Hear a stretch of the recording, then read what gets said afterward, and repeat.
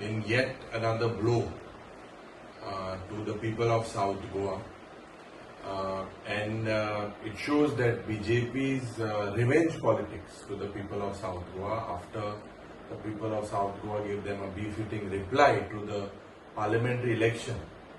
It is shocking to see yet another international airline shifting its base from Dabolim to Mopa. Aeroflot has announced of shifting its base from Dabolim to Mopa. I had at the start said that the feasibility of two airports within close proximity was not possible. International Civil Aviation Organization also had raised several queries with regards to feasibility of both the airports.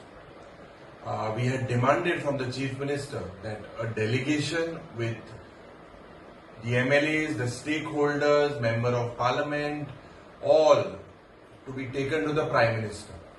And we were assured in the House, but it is shocking to see that the way this government is functioning, that the way Goa has been taken for granted, or rather I'd say the people of South Goa, this is not acceptable.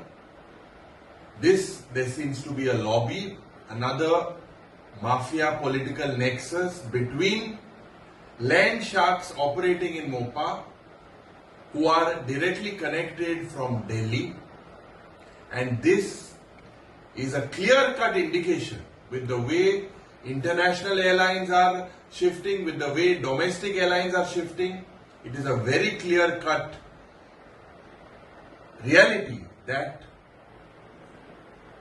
Dabolim airport will soon turn out to be a ghost airport. We immediately demand that the Chief Minister take a delegation and tell the people of Goa that what are the steps taken to make sure that Dabolim airport will not turn out to be a ghost airport.